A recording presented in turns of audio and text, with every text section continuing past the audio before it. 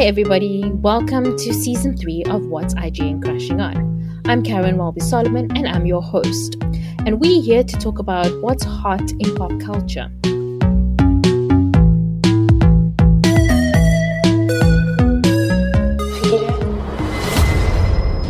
I thought it was cute at first. Your obsession with me. I'm not obsessed with you. You just don't understand the truth. Then tell me the truth. I'm talking to you, Blaze. A new day, a new term. It's out with the old and in with the new. You guys are such goals. Look who's back. The Gile Bele. 3 weeks, and she still hasn't said anything to me. Fix, tell me what she did. You guys were fine, and all of a sudden everything is messed up. You turned Bibile's whole life upside down. Try and imagine what she's feeling. You almost ran me over with your bike this morning. I was just trying to get your attention, and I guess it worked. We have class. All we need is another new kid at school. Infatuated with the things you do. Last time I trusted the wrong people. I'm as open as they come. Everybody's got secrets. I feel like you're hiding something. You think I'm cheating on you? If you're struggling with money, there's other ways. I have my reasons. I feel like I don't know who I am anymore. We're close to something. We just need to connect the dots. If Puma was trapping, somebody paid for her. Somewhere that money left tracks. For now I hide it. You get me so excited. If you thought something you believed was a lie, I gotta hide it. do you want to know the truth? There's no going back. You know that, right? Do you want to know the truth? How could you be a part of this? Truth. These are dangerous people that you are messing with. Do you want to know the truth? 17 years. And that could finally be over.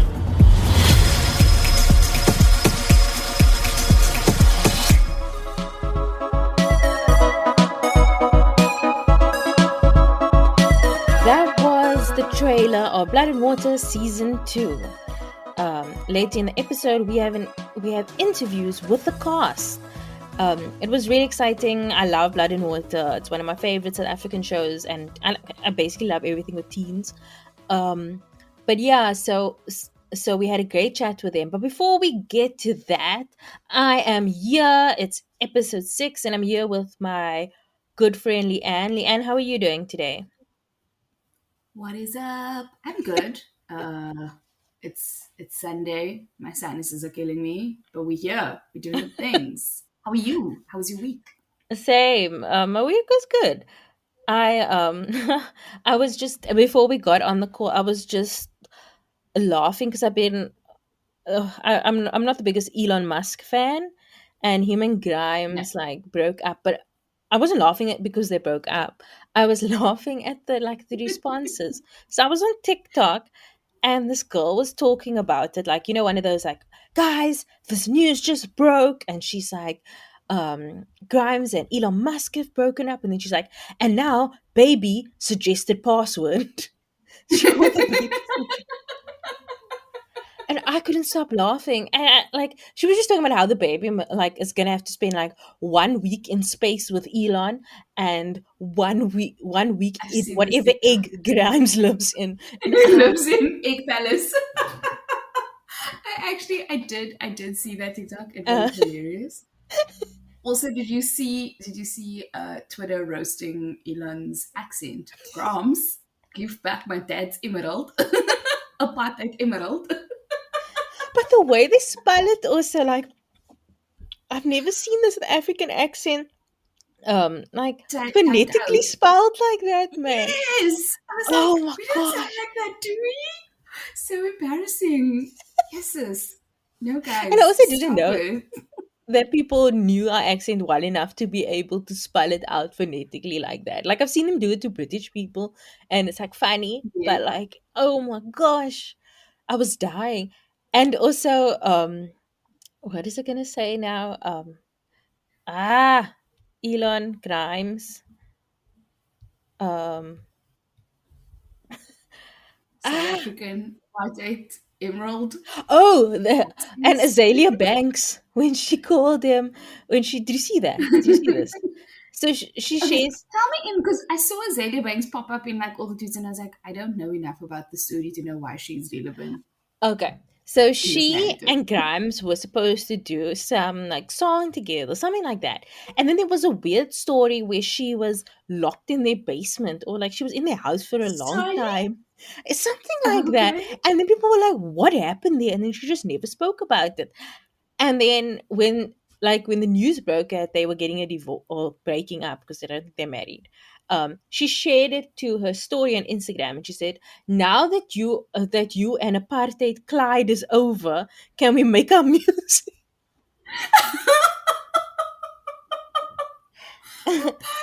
Apartheid Apartheid Clyde! Clyde. No, guys. Oh my gosh. It was one of the funniest breakup reactions I've seen in so long. Um, Yeah, the reactions have been like insane. shame, poor But baby she's still suggested living. pause. It's like one of those things where now that they've broken up, do you think Grimes will like rename the kid something normal or I mean, I don't think Grimes is very normal herself. So I think she would keep the name. I think that name was partly her idea as well. Um yeah, and it was more him trying to be hip and cool. Because I think his other children's names are like Jack and John, like normal names. And normal? I think that's more like him trying to be cool with the kids. Um but I remember the first time that they like made because there was rumors of them dating, and they made Mm-hmm. like their first walk as a red like on the red carpet as a couple at like the Met Gala in 2018. And I mean, okay, Mm. I enjoyed Grimes' music. I'm not like a stan or anything like that, and I was so disappointed. And I was like, "Damn girl, why?" And then she came back this year without him, and I was like, "Oh, please let this be a good sign," because he seems like the type that doesn't, that doesn't like, what's the word I'm looking for? Doesn't like if there's an opportunity for attention, he would take it. So if you hadn't, Yes, he's not going to so let anybody else shine. It's his spotlight and his yeah, spotlight alone. And I so mean, she looked gorgeous at this year's Met Gala, sword and all. yeah, she looks so cool. Um, I don't know what the story behind the outfit is. Also, did you see the story behind ASAP Rocky's outfit? I saw this on Twitter yesterday. Okay, yes, I'm in love with the story because someone. Okay, so for those of Let you who me tell. don't know, there was Yeah. an Instagram post where a lady was like, her grandmother had knitted this blanket and it ended up being donated to a thrift store. And she knows that the designer who created ASAP Rocky and Rihanna's look lives in that neighborhood or works in that neighborhood and had written about the fact that they had found this piece and decided to use it as part of the Met Gala outfit. And she basically asked the mom to go find a picture, and it's literally bedding that her grandmother had knitted like 60 odd years ago. And then ASAP Rocky is like wearing it at the Met Gala. Mm, And I love it because I feel like, yes, do the things, thrift, mm, just. It also kind of felt like it fitted in with the theme because it was all yeah. about like American life. And so it's the fact that it is actually also, I'm a strong proponent for blanket scarves and anything that keeps you cozy. So any excuse to be out of the house in my blanket, I'm like, if he can do it, so can I. I saw so many people were doing like their versions of it, them in blankets. It was cute. Uh, um, but like also on with the whole like red carpet thing, it was the Emmys on Monday. I love the Emmys. I think Yes. it's probably my favorite award show. Um, and it Thoughts was on this year's winners? yeah, I'll tell you some now. But I it was very like hectic for me because I always used to watch it with my sister. And so I like I you like oh and I like I postponed watching it like the whole time. Like I watch clips on YouTube, but I like okay. And then Friday night I You didn't sat want to down sit and I watched down. the whole show. And like I enjoyed it. I love the show so much. Because I just love TV, and I like that they always get to have more fun with it than you can do it like the Oscars and that kind of thing. Um and Cedric the Entertainer hosted. And he did this, but I'm sure you must have seen it, like it was everywhere. We With had all his these wives. TV, his TV wives, Yes. and I loved the Steve Harvey show. Like I don't know why I love the show so much, but like I adored that show, and the fact that his wife from there was on Lovita, and she's like, and She her was voice the is best still. wife, though. I didn't watch the other I shows, gave so him the name Steady. yeah, All these people call you Steady. That's because of me. Sadie, and then he also went with Sadie. Was so cute. Yeah, no, that was a lot of fun. So the winners of the night, most of the awards were won by like the comedy awards were like Ted Lasso and Hacks, and then the drama awards like 90 or I think 100% were won by The Crown, and then the the limited series award, the best limited series was The Queen's Gambit. Best actor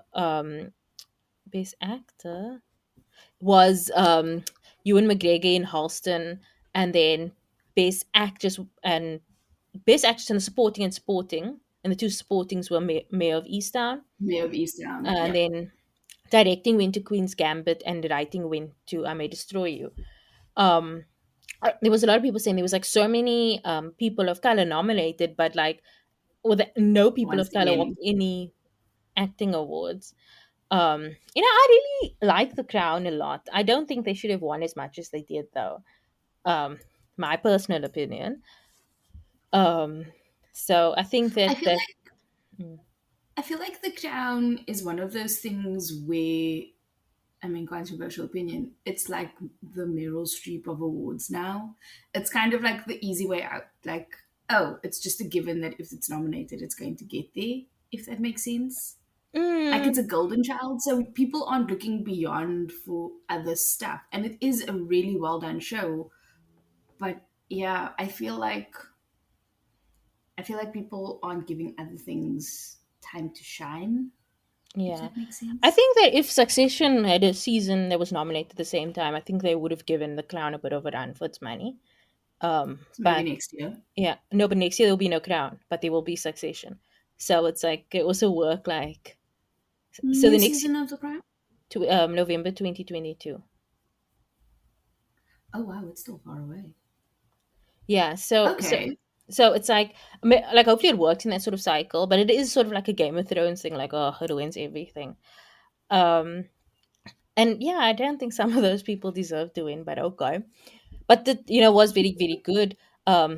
Obviously, I'm 100% here for Ted Lasso. I'm not even going to show my bias.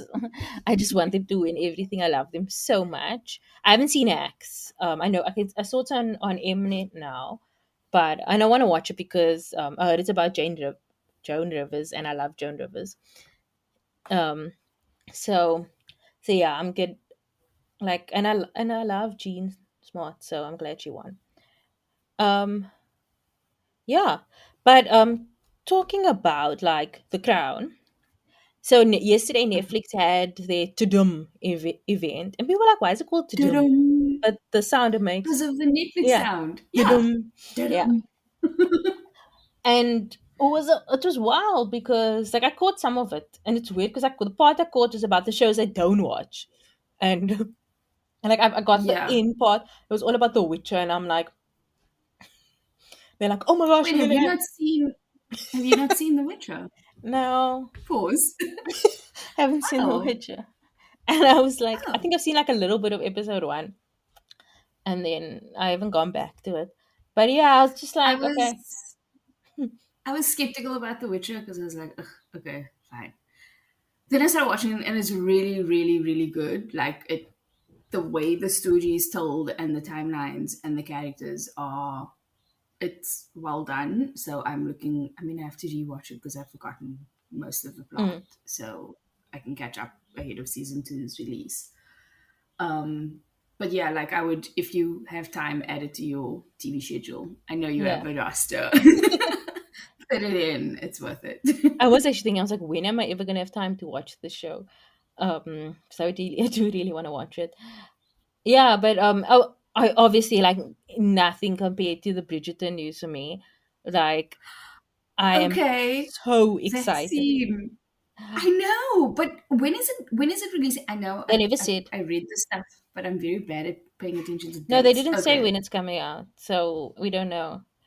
Um, yeah, but like, Okay. so Kate and Anthony are my favorite Bridgerton couple. Like, I like all of the others, but everyone is like, oh, Simon and Daphne. I'm like, meh, throw them away. Kate and Anthony are my favorite. And I am so excited to see them in their life because even that scene just kind of like had Yeah, their that scene was energy. legit. Yeah. And oh, like I've read that book so many. I even this morning when I woke up, I was reading parts, my favorite parts of the books again, just because, just that book specifically, just because I love it so much. Um, but yeah, so the scene of them when they like, it's like just a scene of there, and that's kind of their vibe.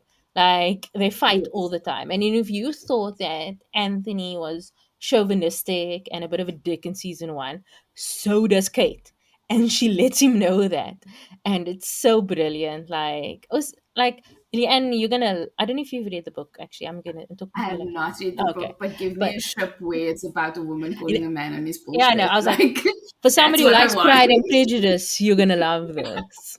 You are gonna love Yeah, it this. had very strong Pride and Prejudice energy. The small clip I Yeah, saw. you're gonna love this one. So that was always a big one for me. I didn't watch a Stranger Things one. I don't know. I'm just like very not into Stranger Things anymore. Like I think I'll I probably still feel watch it, but I don't I'll care. watch it when it comes out because I know my husband's gonna want to watch it, and once you start, you'll get into it, and Mm, then we'll finish it in a day. But I'm also like, I don't see why it ended perfectly well. Like they wrapped it up, it had a bow, I mm. felt like they brought conclusion to everything, and the fact that they're bringing it back feels like the sequel we don't need. Um, and so for me, I'm just like, yeah, I'm also a bit up and down on how much I'm going to love where they take it. And the children look like 40 now. Like what? Yeah, I saw the kid in what well, kid. I saw one of the young actors in a different thing, and I was like, he's an adult. Like, how am I supposed to go back to Stranger Things and pretend he's like 16 or whatever? It's not going to work. So, yeah, But I am quite excited for the second Enola Holmes film because I like those little kid I detectives. enjoyed Enola Holmes.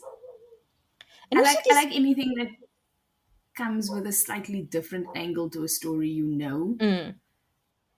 because it feels fresh and different and not just rehashing Also, there's a tried and weird kind of tested stuff. sexual tension between. I don't know if it's inappropriate to say between her and the boy in that movie. Because even when they were chatting, like at the TUDUM, they like it was her like sort of like interviewing him, and like he was like on a screen, and I got like weird, like maybe it's just chemistry, and I was just like, okay, y'all cute.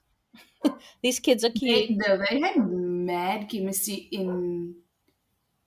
in the first Mm. season movie. So I'm yes, I'm here to see that if it's going to be playing out some more in the second one.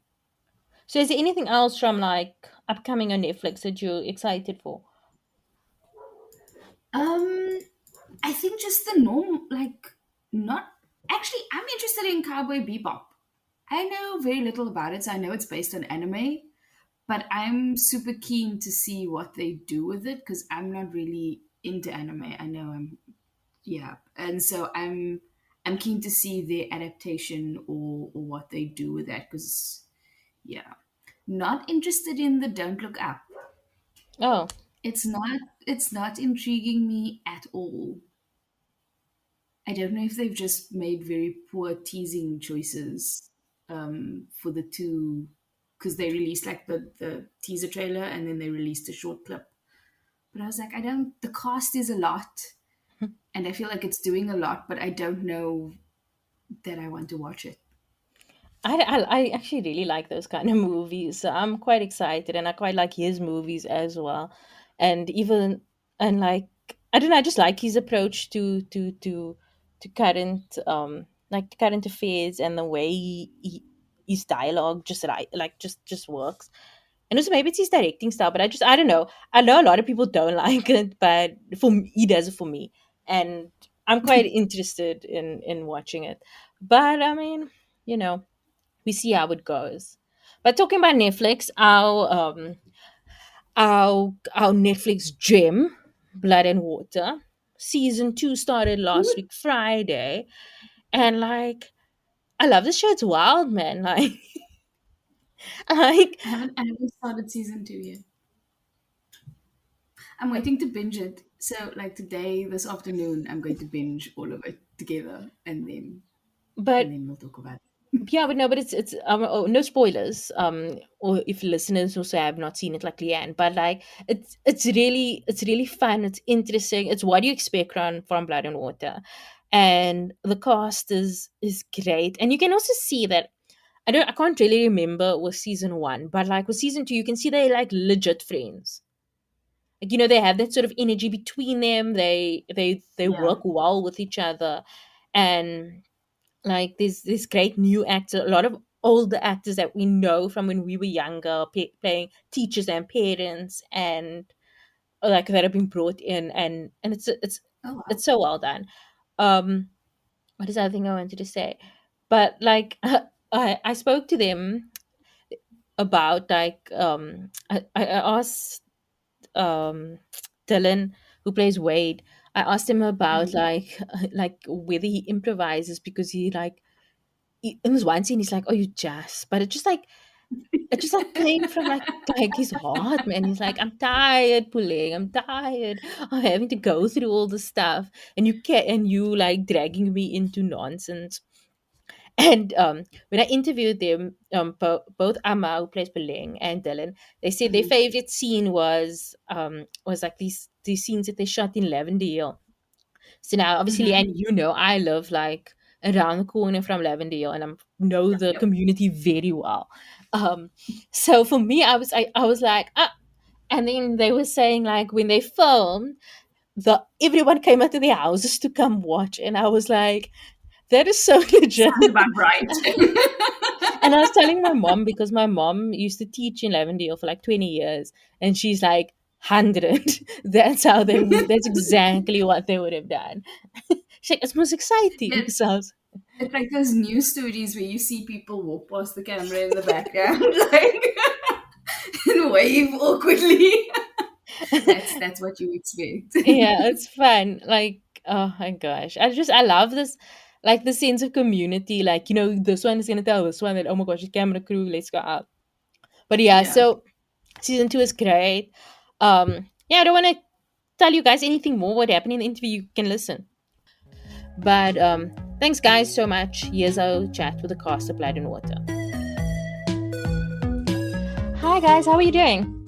Hello, it's good. Yourself? Oh, good. Okay, so let's get started. Amma, Puleng has had a tough time this season. So what would you say what do you think motivates her during season 2? I think it's just knowing why she's doing what she's doing. I think there's a purpose. She's not just doing it for the fun of it. I think there's a deeper purpose. It's her family's life. It's, keeping her family together, and ultimately discovering the truth about who her sister is. So I think that is always at the back of her mind. And that is honestly the only thing that pushes her to, push as hard as she does, and put herself in danger the way she does. So Dillon, I want to ask you, like, how much of your dialogue is improvised? Because like when you said, "Are you just?" it came like from your soul. Like I was like, this guy is feeling it. This is not just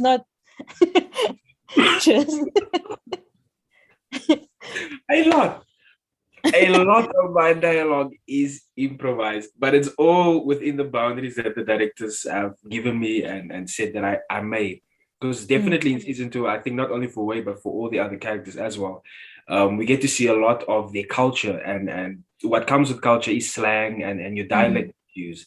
And I was privileged to be able to use that slang that they asked me if Wade would use this and if Wade would use that, and how I would say it. And because like if I take the line specifically, or you just the line was in the script, but they asked me how I would say it and my demeanor and my tone and they gave me that. But then there's several other lines from different scenes that's also part of the culture that they said, okay, just go for it. Whatever you feel in the moment, go with it. So, and they kept, I think, almost every single improvised moment that I have in there. So Thabang, last season you got to work with Nasty C, and like now with Youngster CPT. Which rapper would you like to work with next? I really don't have anyone in mind right now. Like honestly, I haven't been listening to a whole lot of music, so I'm quite blank in terms of what's happening in the music industry right now, who's hot and stuff like that. So yeah, I'm not really sure about that. That's something I haven't like looked into. Oh, no, that's fine. Parisa was also on the show. Like he's a DJ at the Matric event. Oh, my Parisa, yeah. Yeah. Oh, yes. Why hasn't anyone saying anything about that? Bro, my Parisa is like the DJ right now, and no one has said anything. Yeah. So okay, what was your guys' favorite scene of season 2? We'll start with Amma because she's like in the corner of my screen. I think shooting was definitely shooting at Lavender Hill. Dillon and I really enjoyed that experience. I think because it just felt so warm, and just to see the excitement of everyone, like we literally had a little audience, not a little, like a big audience, like watching us shoot there the entire day. So I think shooting there was really, really like I enjoyed that a lot. And you, Dillon? Yeah, no, definitely. I was gonna say Lavender Hill as well. I think the location in a whole was one of my favorites because while we were shooting, we were quarantined together just for precautions, especially during the pandemic, to stay safe, and we were bubbled. So I wasn't at home quite often. So going to Lavender Hill, I'm from Bella. So going to Lavender Hill, it reminded me a lot of home, how the community is all together and everybody partakes in either viewing something that's happening there or wanting to be a part of it. Just surrounding whoever has entered their community. That for me was lovely. It felt like I was back home as soon as we entered the set that they had made up in Lavender Hill. Yeah, definitely one of my favorite moments. And you, Thabang, what is your favorite? My favorite would be shooting KB's house, you know. It reminds me a lot of you know what I want for myself in life and where I'm headed, you know. So I just sort of like use that as a way to visualize my future life type of thing, you know, because the you know the scenery there, you know, is just beautiful, and the houses there, and it all just represents you know, my version of okay, a partial version of what I view success as, you know, not entirely, just like a small part, but yeah, it just basically represents some of the things that I want for myself in the future, and I just love being around that, and I just imagine it being mine, you know. So yeah, KB's houses is definitely my favorite part of, you know, shooting. This is a very recognizable. Like I was thinking of what I remembered the most from season 1, and it's that place.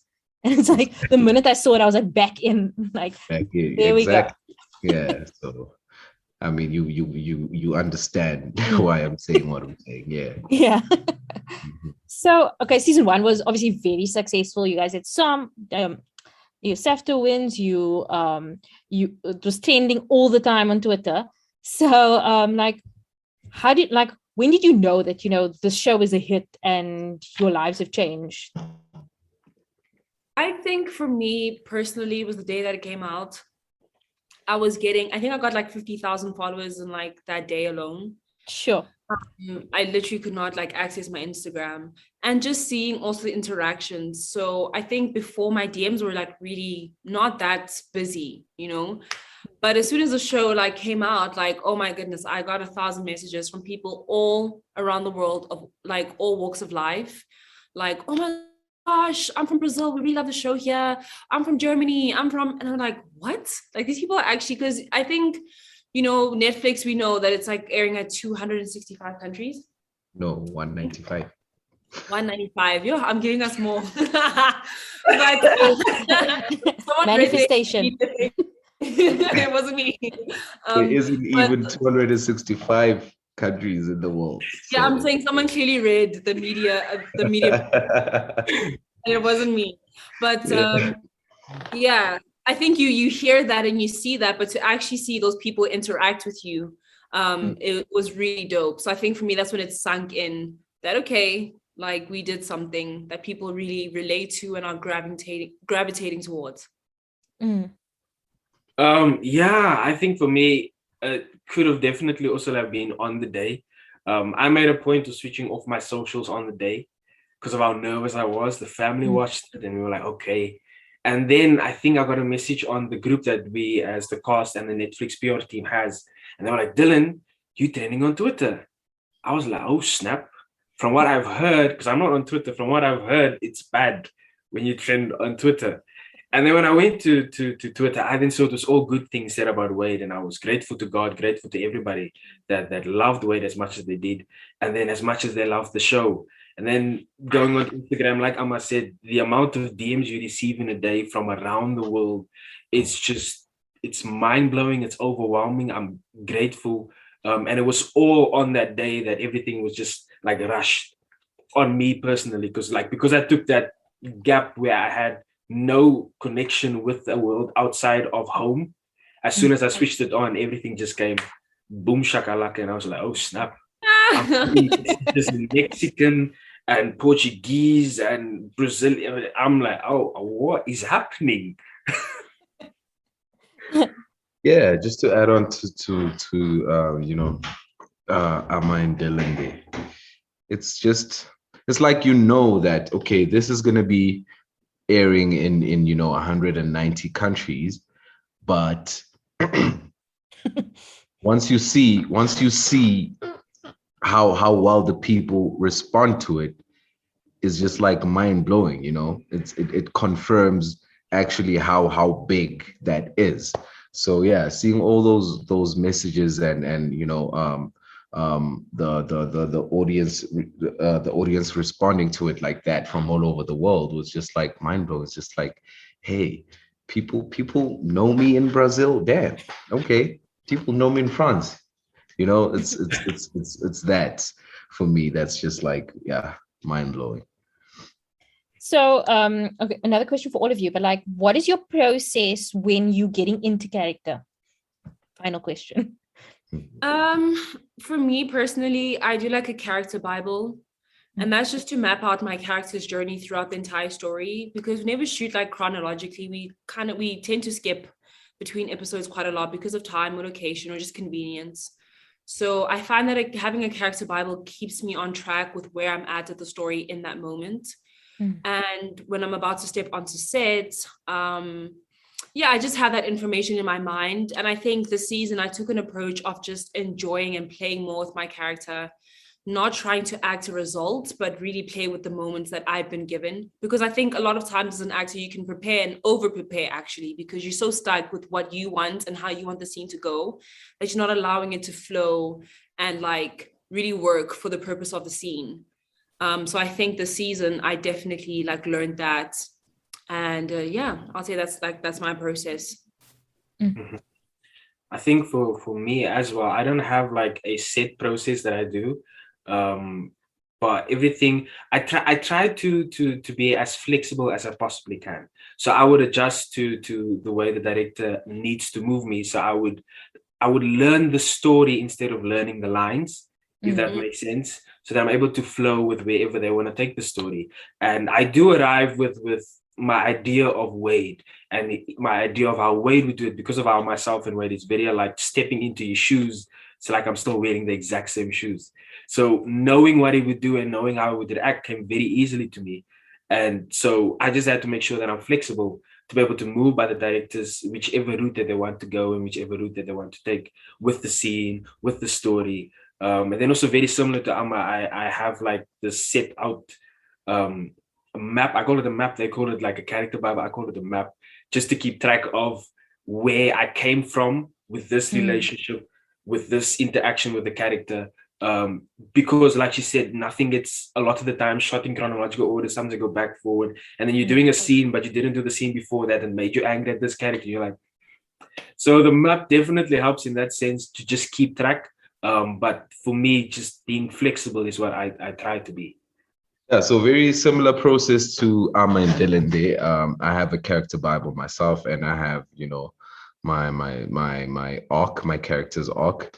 And I was saying in the previous interview that there's a file that my cast members make fun of me with. I always carry it around, like onto set, wherever. Like there's always a file, just to, like, you know, keep track of where my character was before the scene I'm about to shoot now, you know, mentally and emotionally, and just to, like, you know, keep that in mind, because it needs to, you know, sync and make sense. You know, you can't, let's say maybe my previous scene ended with my character being sad and sobby, and now in the following scene he's happy. That wouldn't make sense. You know what I'm saying? So you need to, like, maintain that line of, you know, arc, basically. So yeah, that's how I Thank you guys so much. I'm so excited for everyone to see season 2. Haven't seen it?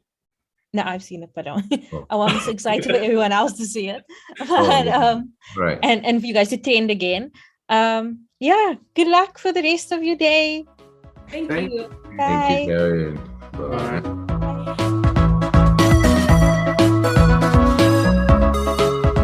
So, okay, a question for all of you. We will start with Leroy because you're in the first corner.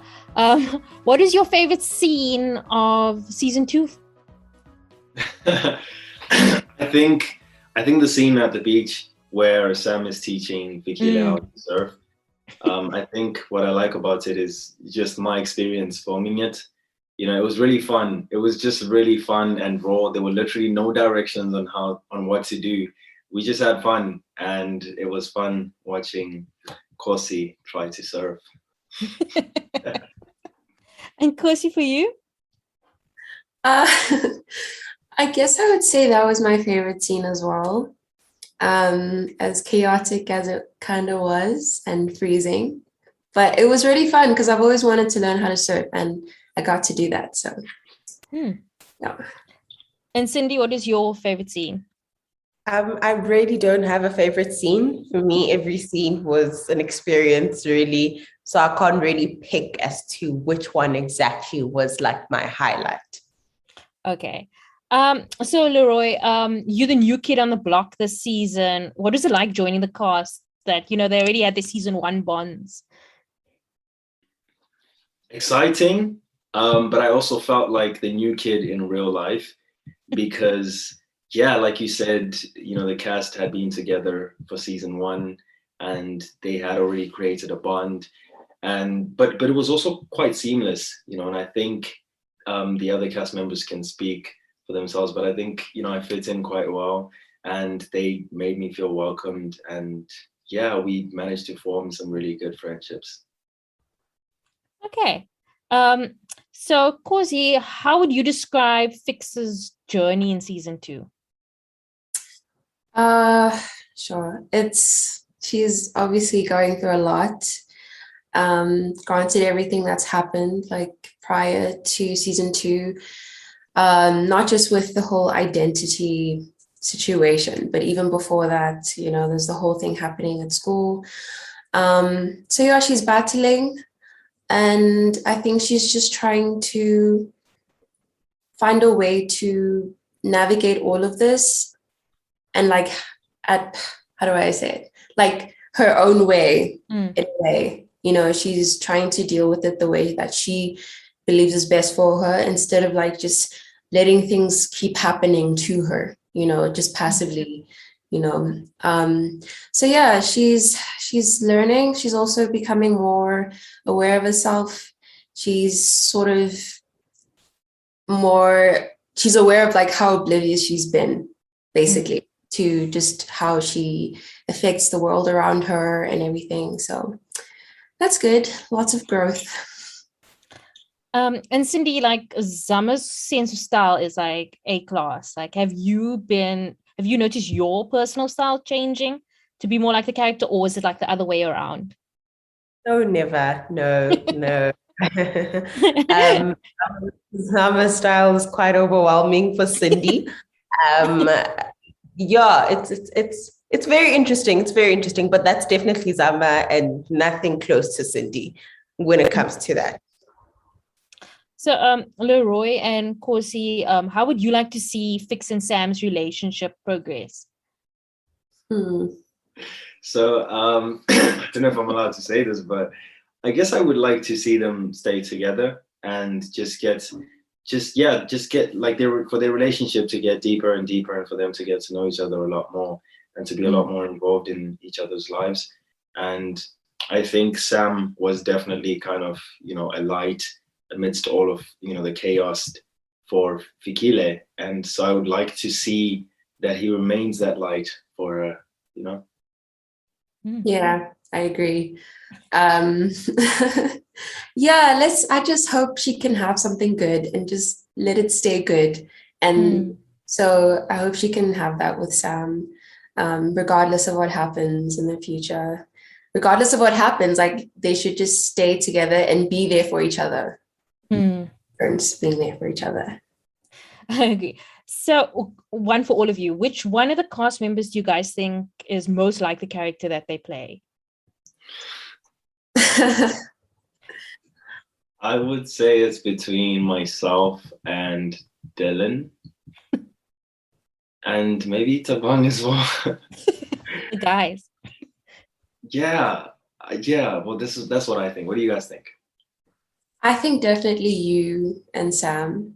Leroy and Sam are quite similar in some ways. I agree. Yeah. Leroy and Sam. So season 1 was so successful with like the summer wins and constantly trending on Twitter. When did you know that the show is like a hit and like your lives have changed? Cindy? I don't know. I mean, I still can't say that. I don't know. I can't confidently say that, listen, Blood and Water season 1 is a hit. Myself, I love hearing it from other people. But I think the more I hear it, the more I start to believe it. And also just, getting messages from people all around the world was beautiful and something I never expected. That's also another part for me that was very eye-opening. But yeah, I can't confidently say. I should start learning to say that. You should. A hit. But I think the more people tell me, the more I start believing it. Yeah, and Khosi, you? I wouldn't say my life has like changed drastically, but I think I realized how much of an impact it made when, like Cindy said, when people from all over the world are like messaging you like, oh my gosh, you like inspired me. And it's like, whoa, it's a big deal, and for me personally, like just growing up, and that's just been my one wish. Like, I just want to inspire people. It's literally my bio on Instagram. Anyway, so that's when I knew. Leroy, were you a fan of season 1? Yeah, absolutely. I loved season 1. Season 1 was really great. And I think it was a bit overwhelming to come onto this show, being a huge fan of it. But I was also really grateful for the opportunity, and I absolutely love the show. And which member of the cast you guys think is more likely, would be the best at solving a mystery? Dillon. In real life? Yeah, in real life. Oh, definitely me. I'm kidding.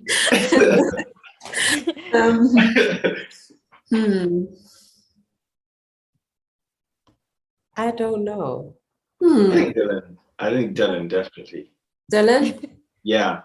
Dillon is very good. Yeah, Dillon. Like, he's very good at like games and, solving mysteries and stuff. And, Yes. and he likes that kind of stuff a lot. Yeah. I guess so, yeah. Dillon.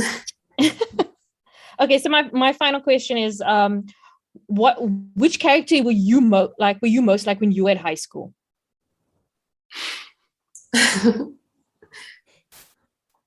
For me, I would say Buleng. But in season 1, I feel like in season 2, she's like spicy. But definitely, like, I was really quiet and a bit socially awkward, and yeah, wallflower vibes. And Leroy and Cindy? I'd say Buleng, but she's also friends with Zama, and I wouldn't be friends with someone like Zama. So it's a bit tricky between Buleng and Tahira. Yeah, between a bit of both there. Good girls. I would say between between KB and Sam. I would say right in between there. Okay, thank you guys so much. This was lovely. So excited for everyone to see season 2. Yeah, thank you so much. Thank you. Yeah. That was our interviews with the cast of Blood and Water season 2. Blood and Water is now available to watch on Netflix. So Leanne, what have you been crushing on over the last 2 weeks? I honestly don't know where the time went. I feel like I haven't watched a lot. So we've been rewatching a lot of 90s movies. A Cinderella Story with Hilary Duff and Chad Michael Murray. Legally Blonde 1 and 2. The Scooby-Doo movie. Don't ask. I don't know how we ended up there, but then somehow that ended up being something we watched. So yeah, a lot of 90s stuff, and like honestly, they don't do it like that anymore. I love it so much. It's so great. And then from a podcast perspective, I found the limited series called Articles of Interest, which is a really interesting podcast on clothing. But each episode, they take an item of clothing or an aspect of clothing, and they delve deep, which is so interesting and so well produced. And yeah, I'm really, really enjoying that at the moment. Yeah. What about you? So I've been watching a lot of comfort TV, but I finally finished after like a year Schitt's Creek. So I watched the finale over the last week, and I was crying. I was sobbing on my bed. It was so beautiful. I do want to watch the documentary thing afterwards, like with the cast. Yeah, it's really good. But yeah, it was such a lovely like farewell to the show, and it was so beautifully done. I've also been watching one of my favorite comedians, Norm Macdonald, passed away recently, and I've been watching clips of his like interviews with him over the years, and he's so funny and he's so dry that like, oh my gosh, like it's that my entire YouTube recommendations is Norm Macdonald clips from like his years at Saturday Night Live, his appearance in late night shows, his interviews with like Seinfeld and Letterman and Conan. Brilliant. Yeah, so that's been my week. But yeah, that's us for this week. Join us in 2 weeks' time for our next episode. Thank you guys for listening. The show is produced by me, Caryn, and Rebecca Barches. The show is edited and engineered by Rebecca Barches. Our admin is done by Leanne Phillipson. Our logo was designed by Nathifa Maroof. And the show was created in partnership with IGN Africa. If you like the show, tell everyone that you can, any way that you can. Keep up to date with our episodes by subscribing to the show on Spotify, Apple Podcasts, or wherever you get your podcasts. And please rate and review the episodes on Apple Podcasts, as it helps others find the show. We'll be back in 2 weeks with another in-depth conversation with a pop culture lover. See you then.